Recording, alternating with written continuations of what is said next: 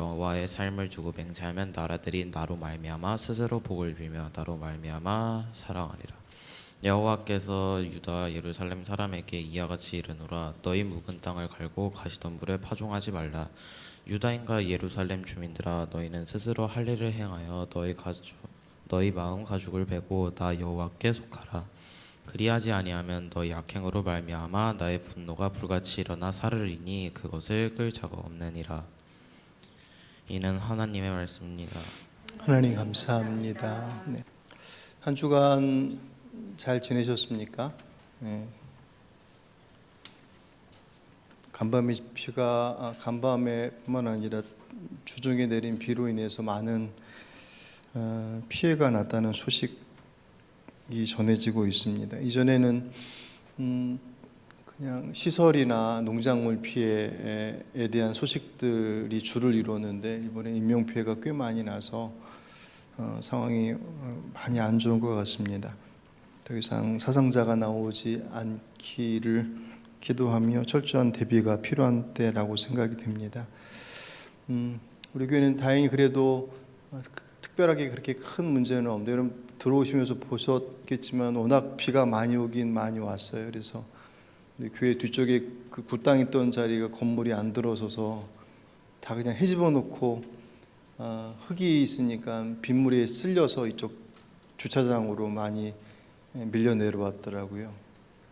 그냥 밀려 내려온 거면 그냥 치우면 되는데 그쪽에 막고 있는 그 나무로 된 그 담벼락이 조금 손상이 된 것 같다고 이제 걱정을 좀 하시던데,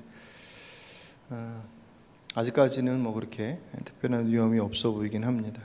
사실 우리 교회는 비 오면 이 지붕 위에 그 물이 이렇게 나오는 우수관이 막혀서 본당이고 그리고 사무실 그리고 사택까지 물이 넘어 들어오는 게 사실 제일 그 고민거리였어요. 그 주변에 나무들이 많아지면서 나뭇잎들이 이제 날려서 이제 지붕 위에 얹혀졌던 것들이 비가 오니까 쫙 내려와서 물 내려가는 곳으로 모이는데, 그곳에 이제 나뭇잎들이 모이잖아요.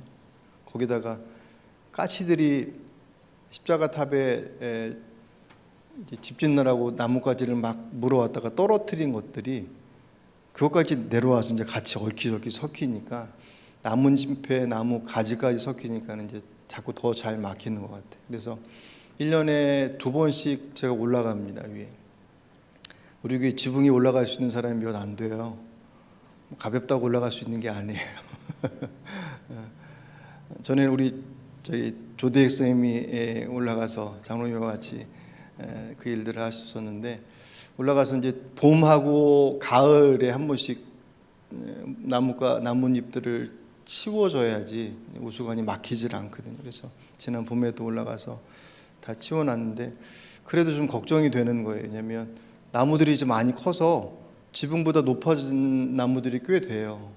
그러니까 이게 이제 떨어질 때가 아닌데도 바람이 좀 많이 불고 그러면 떨어진 나뭇잎들이 지붕 위로 얹혀지니까 혹시나 하는 생각에 그래도 치웠는데 괜찮겠지 그러고 있었는데, 목요일날 느닷없이 사택 주방에서 막 천장으로 물이 막 쏟아져 내려오더라고요. 그래서 어떻게 올 게 왔구나.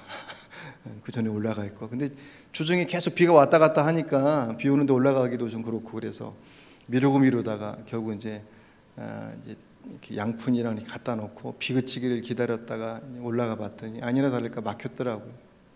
그래서 앞뒤로 이제 다 정리를 해주고 그리고 이제 내려왔는데, 그날 밤부터 비가 얼마나 많이 왔는데 아마 이래저래 핑계대고 안 올라갔으면 밤새 잠 한숨 못 자고 사무실이고 사택이고 다 물바다가 됐을 거예요.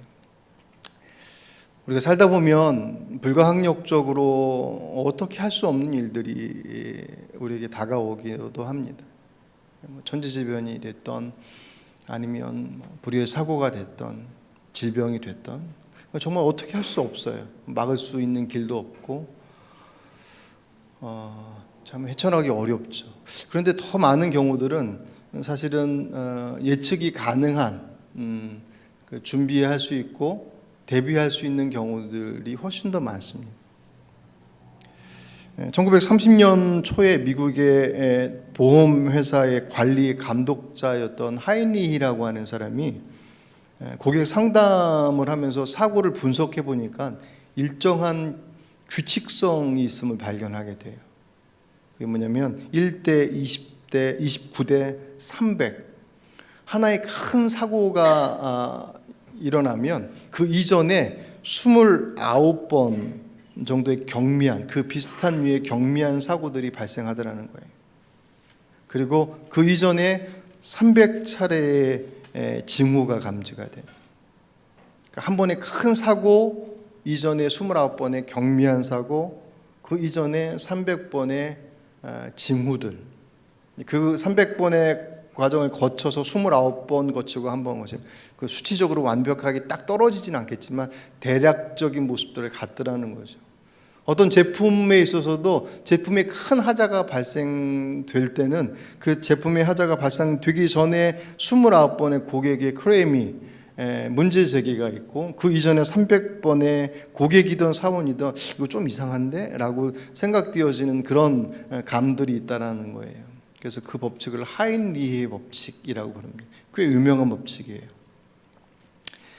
불가항력적인 상황이 어쩔 수 없겠지만 하인리히 법칙과 같이 이상 징후들과 경고들이 우리 주변에 있음에도 불구하고 설마 별일이 있겠어? 라고 하는 아니란 생각으로 대처를 미흡하게 할 때 혹은 아예 문제라고 여기지도 못한 안전불감증처럼 전혀 인지하지 못하고 감각하지 못한 상황에서 아무런 대처를 하고 있지 않다가 불현듯 문제를 만나게 되면 그 피해는 상상을 초월하게 됩니다.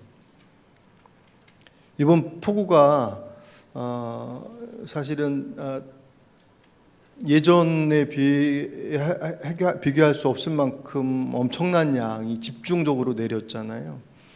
근데 사실 우리나라뿐만 아니라 기상이변으로 인해서 전 세계가 폭우로 인한 홍수, 정반대로 폭염, 기근으로 인한 피해들이 점점 더 동시다발적으로 일어나고 있습니다. 우리가 상상하는 이상의 피해를 주고 있는데 사실은 이미 오래전서부터 기후학자들과 환경 전문가들이 거기에 대해서 경고했었거든요. 이 상태로 가다가는 큰일 난다 라고 하는 것을 수없이 경고했지만 이상기후의 주범인 이산화탄소의 배출은 전혀 줄지 않고 계속 상승해서 매년 최고치를 찍고 있습니다. 이대로 가다가는 정말 이제 돌이킬 수 없는 상황에 처할 것이다라고 하는 말 그대로 인류의 마지막 때가 우리의 다음 세대에 올 수도 있어라고 하는 그 말이 이제 무색하게 어쩌면 우리들의 세대 가운데 그때가 도래할 수 있을 것이다라고 말하는 과학자들도 점점 많아지고 있어요. 문제는 그럼에도 불구하고 잘 안 들어요. 우리도 이번 폭우 때문에 지금 막 정신없이 수습책에 대한 것들을 얘기하지만 불과 지난주만 하더라도 조금 더 덥고 조금 더 비 많이 왔지 전 세계에서 앓고 있는 기상이변으로 인한 그 이야기들은 그냥 남의 나라 이야기인 것처럼 생각도 있지 우리의 것이라고 생각하지 않았거든요.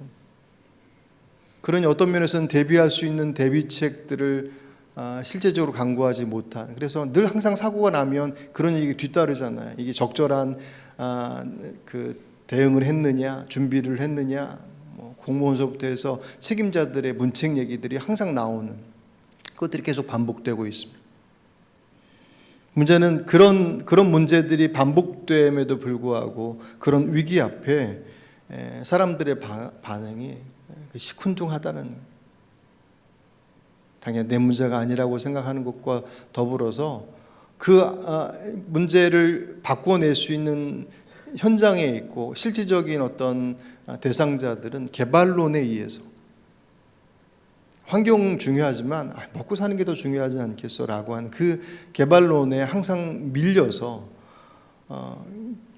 각 나라에서 배출하고 있는 그 이산화탄소가 공장에서 돌아가고, 그죠? 발전소, 그리고 우리들이 이용하고 있는 자동차를 통해서 배출하고 있는 이산화탄소의 양이 전혀 줄어들지 않잖아요. 심지어는 지구의 허파라고 얘기하는 아마존 열대우림이 이미 꽤 오래전서부터 그 화재, 산불로 인해서 몸살을 앓았어요. 근데 그 화재가 자연 발화가 아니라 많은 경우 사람들이 인위적으로 낸 화재라는 거예요. 왜냐하면 아마존 그 열대림의 60% 정도가 브라질 땅이라고 그래요. 그러니까 브라질 입장에서는 그 땅을 좀 개발을 해서 뭐 공장을 짓든 뭘 해야 되는데, 지구의 효파라서 지구에 좋은 일은 하고 있는데 정작 본인의 나라는 뭐 그러니까 그런 어떤 개발 논리에서 일부러 그 나무를 베는 것은 말할 것도 없거니와 일부러 산에 불을 내서 그렇게 의도적인 산불들이 너무 많이 일어났다라는 거예요. 그래서 지금은 지구의 허파라고 하는 말을 할 수가 없을 정도가 됐대요. 왜냐하면 예전에는 탄소를 빨아들이고 그 열대우림이 탄소를 빨아들이고 배출하는 산소 양이 대단히 많았는데, 지금은 그 열대우림이 빨아들이는 탄소 양보다 산불로 인해서 배출하는 탄소 양이 3배나 많다는 거예요.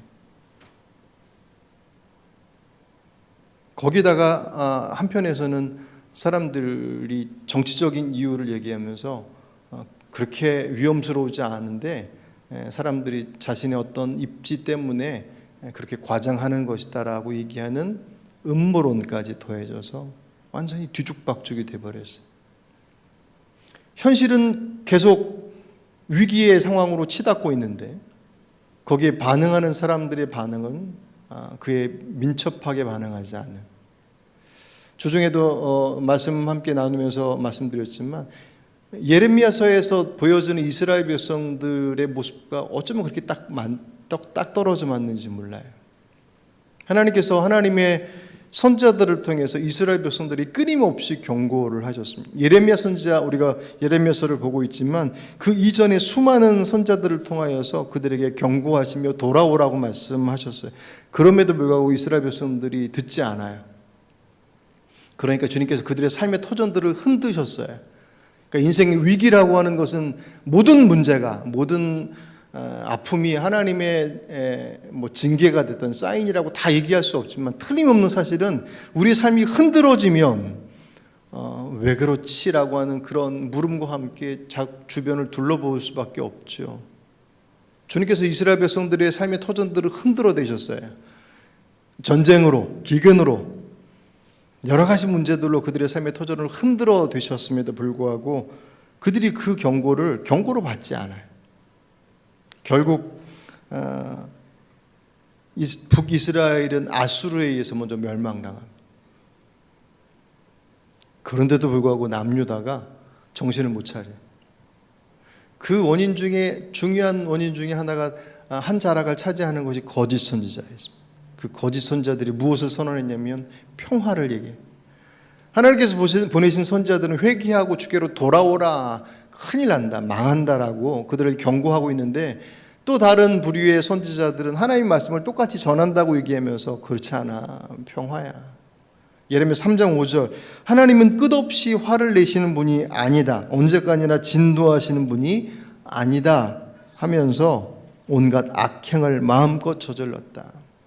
그들은 뭐라고 얘기했냐면 그렇지 않아, 하나님이 얼마나 자비하신 분이신데, 북이스라엘은 얼마나 못된 짓을 많이 했는지 그들은 망해도 싸. 하지만 남유다에는 예루살렘 성전도 있고, 그리고 그들의 역사는 그래도 북이스라엘과 비교했을 때 비교할 수 없을 만큼 그래도 믿음의 길을 잘 걸어왔던 나라인데 하나님께서 설마 망하게 하시겠어? 라고 하는 그들 안에서의 그 논리들이 그럴듯해 보이지만 결국 그들의 그 선택은 자기 것들을 바꿀 필요가 없거든요.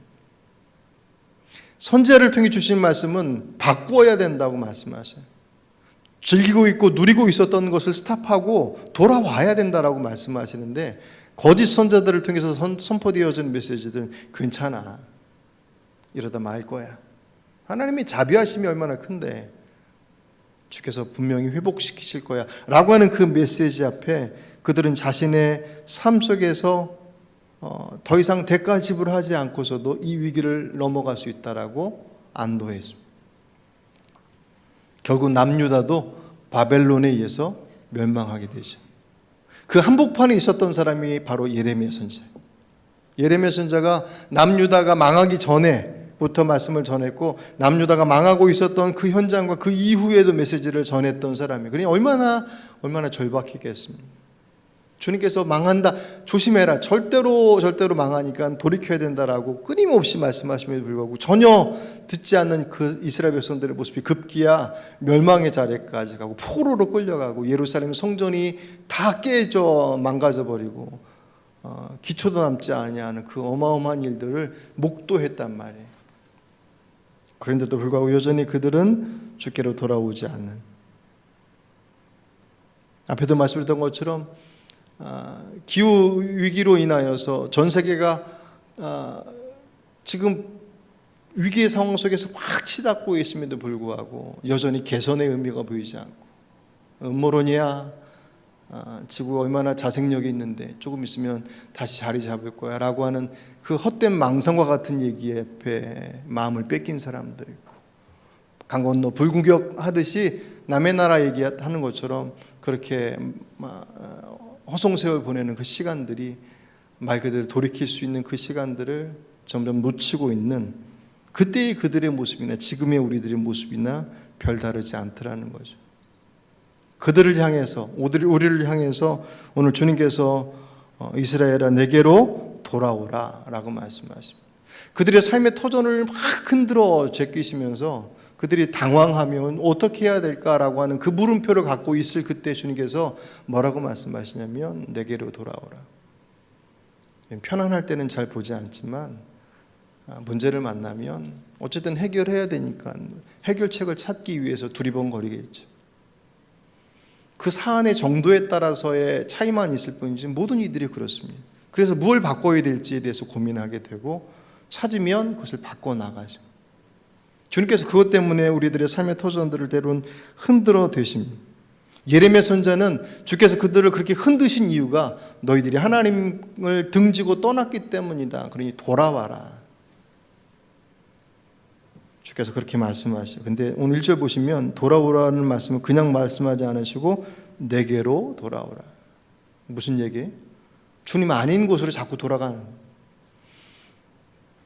생의 문제 가운데 특별히 물질의 문제와 재정의 문제 가운데 있는 그들이 그 문제를 해결하기 위해서 그 문제 때문에, 그것은 주님께서 먹고 사는 문제가 아니라 주께로 돌아와야 된다라고 하는 사인으로 주신 것인데, 그들은 당장 먹고 사는 문제를 해결하기 위해서 그들에게 축복을 약속하고 그들에게 풍요를 약속하는 이방 신상에게 계속 끌려다니는 거예요.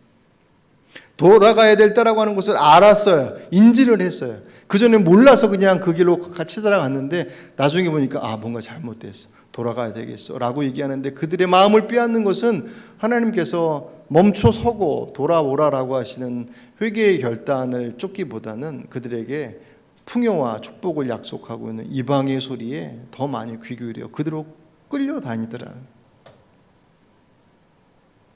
지금 이 시대도 다르지 않습니다. 하나님의 이름을 선포하고 있지만 하나님께서 말씀하시는 그 말씀보다는 그 말씀으로 인해서 주어지는 축복의 메시지를 더 즐겨해요.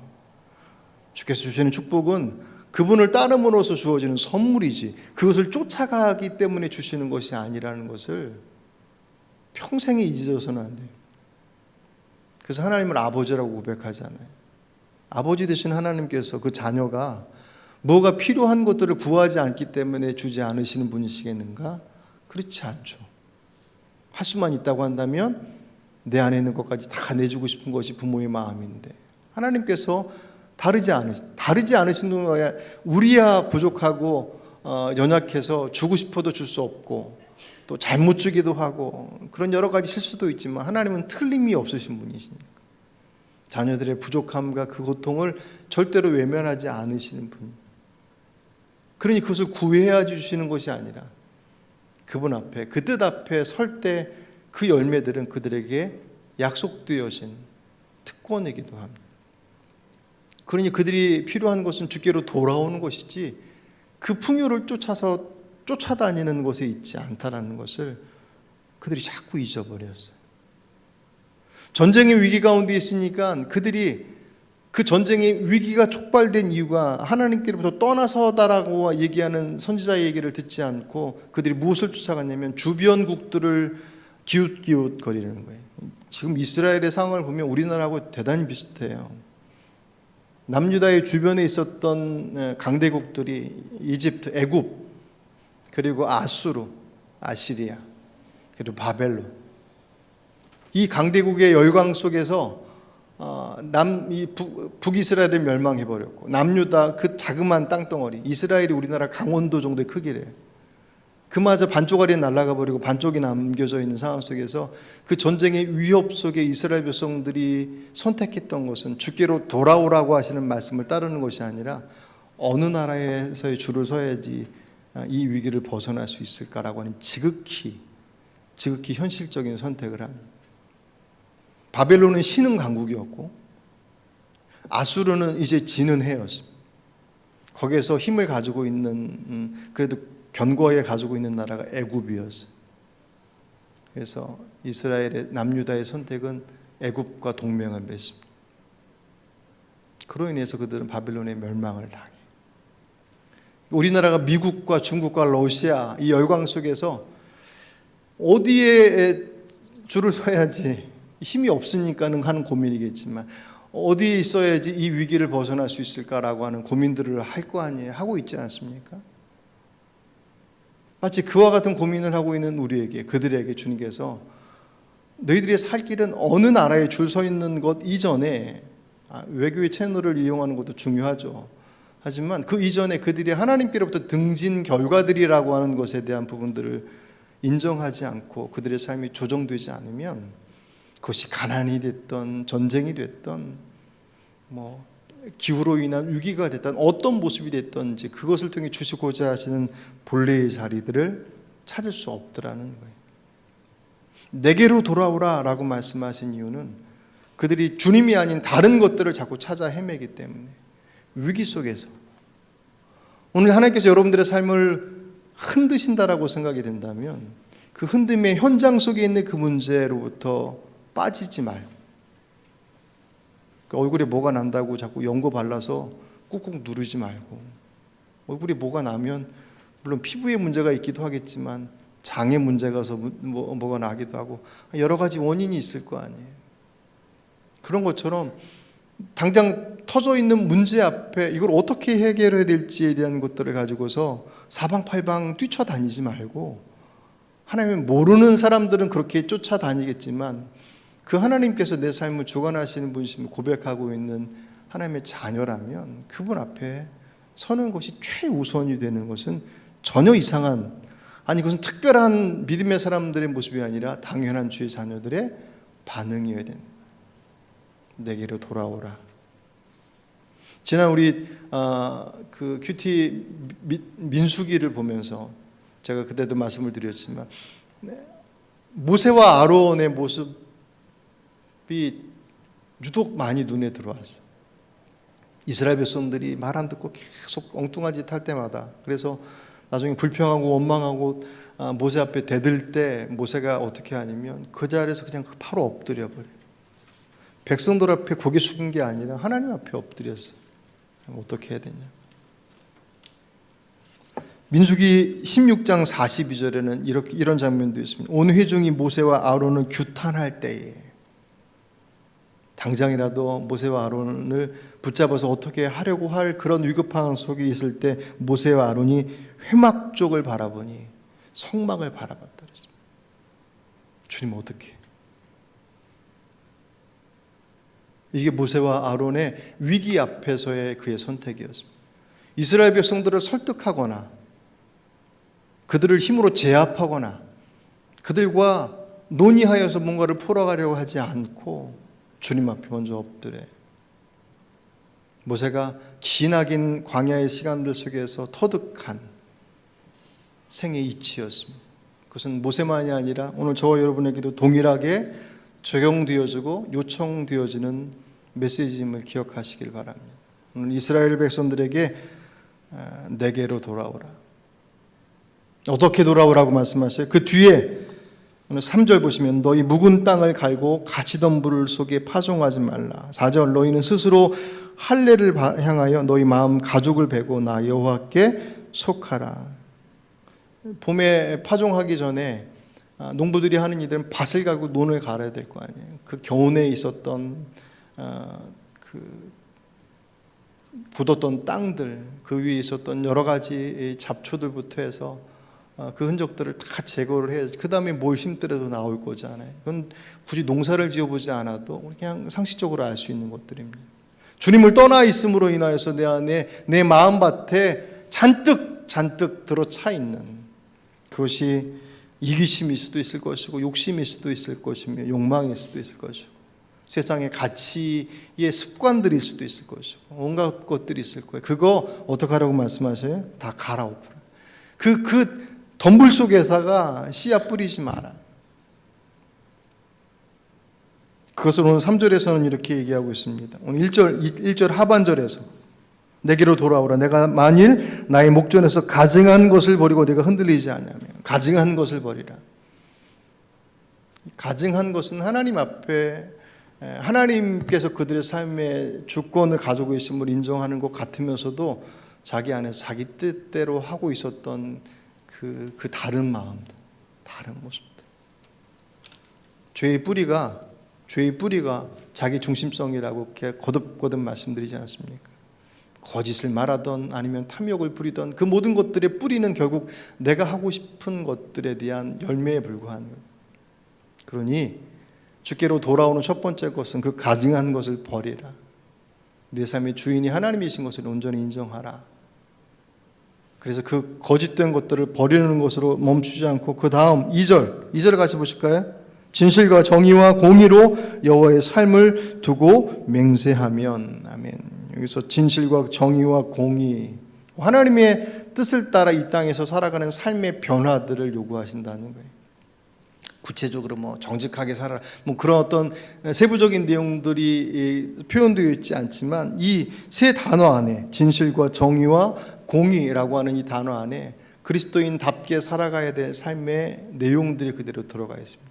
골자는 내 마음속에 주께로 돌아오겠습니다라고 하는 믿음의 고백들을 통해서 그렇게 주께로 돌아오는 것으로 끝나는 것이 아니라 내 삶의 변화가 반드시 동반되어야 된다는 거예요.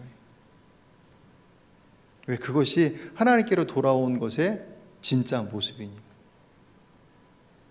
돌아왔다고 말은 하는데 그 삶이 바뀌어지지 않았다고 한다면, 저는 예레미야서 5장 1절과 2절 말씀에 그들의 모습들이 그대로 다 그렇게 노출되어서요. 뭐라고 얘기하시냐면, 정의를 행하며 진리를 구하는 자 한 사람이라도 찾으면 내가 이 성읍을 용서하리라. 주님께서 구원을 약속하신 4장의 말씀이 채 지나가기도 전에 5장에서 뭐라고 말씀하시냐면, 야, 니들 내게로 돌아와서 회개하고 왔다고 했는데 그거 다 가짜더라. 진심으로 정의를 행하며 진리를 구하는 자가 한 사람이라도 있다고 한다면 너희들에게 계획되어진 심판을 멈추겠다. 있다는 얘기, 없다는 얘기? 없다는 얘기. 한 사람도 없다. 2절, 그들이 여호와께서 살아계심을 두고 맹세할지라도 실상은 거짓 맹세라. 아멘. 말은 맹세했는데 그것이 거짓인 이유는 삶이 쫓아오질 않은, 그 삶은 대단한 것을 의미하는 것이겠습니까? 그렇지 않습니다.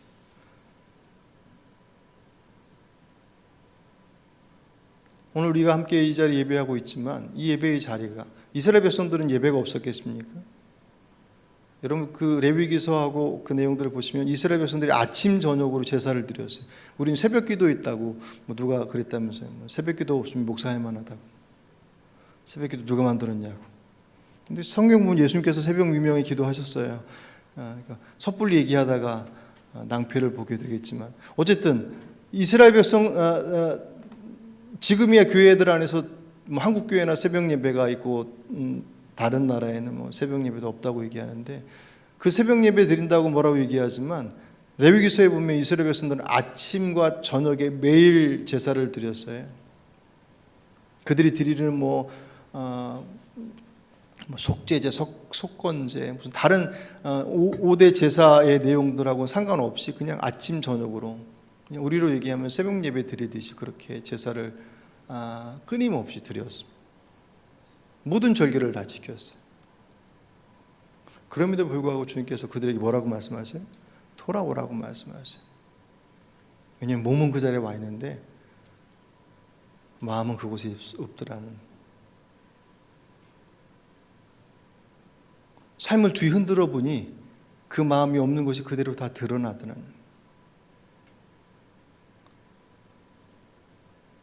주님께서 데살로니가서를 통해서 우리에게 쉬지 말고 기도하라고 말씀하시는 구절이 나옵니다. 그 이유는 우리가 주님 앞에 쉼 없이 나오지 않을 때, 이때 쉬지 말고는 그냥 말 그대로 물리적으로 24시간 모든 시간들을 하나님 앞에 나와서 기도하라, 그런 의미보다는 그분을 바라보는 그 자세들을 흐트러뜨리지 말라는 거예요. 왜냐하면 주님을 바라보는 그 방향을 조금만 틀어내면 우리는 그 작은 틈바구니를 통해서 얼마든지 비껴나가는 그런 습성들을 가지고 있더라는 거예요.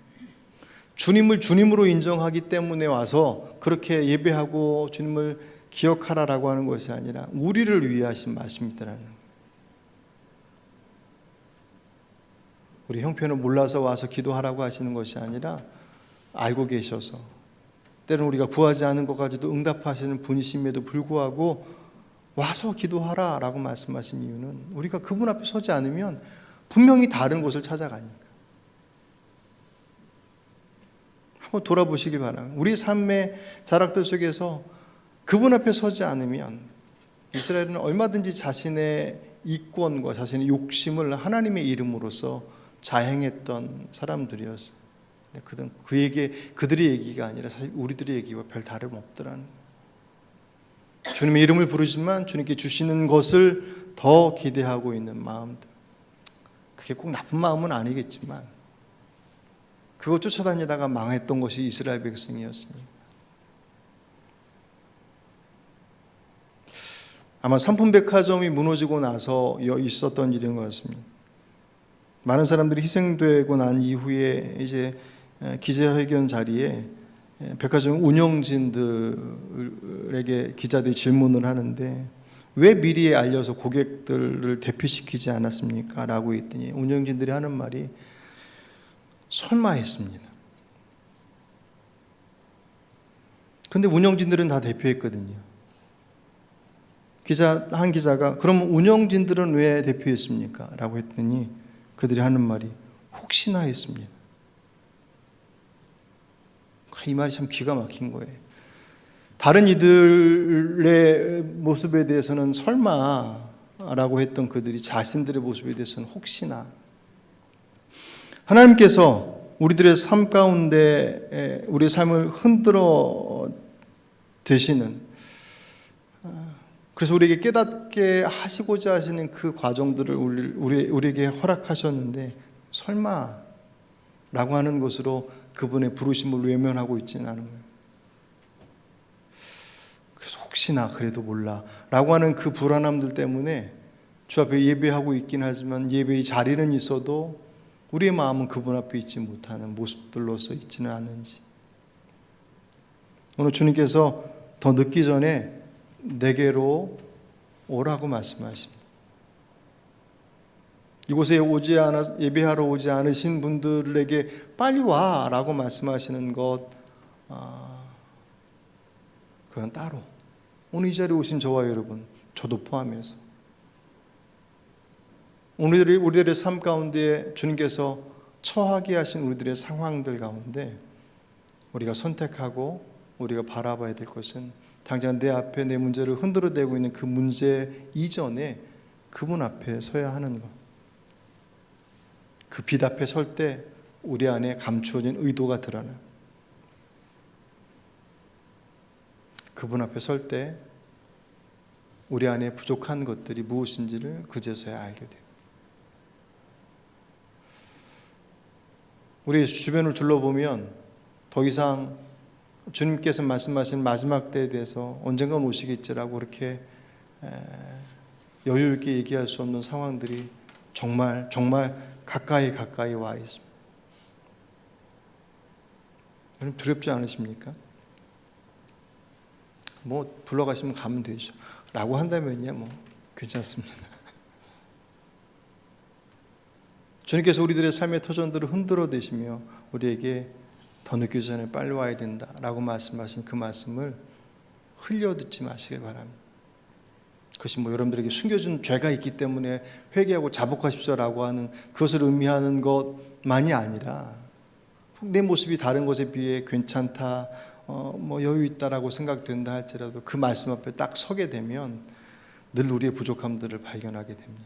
오늘 이 시간이 주님께서 우리를 부르시는 시간임을 기억하시고 우리 개인의 삶이 됐던 우리 교회를 통해서가 됐던 또 이 민족과 이 전 세계의 온갖 문제들을 통해서 확 흔들어 대시는 하나님의 그 부르심 앞에 주께서 내게 오라 하시는구나 라고 하시는 말씀으로 받고 그분께로 나아감으로 이 위기가 우리에게 있어서 우리를 더욱더 하나님의 그 풍성하신 은혜의 자리로 이끌어 가시는 통로가 될 수 있는 저와 여러분이 되시기를 주의 이름으로 부탁을 드립니다.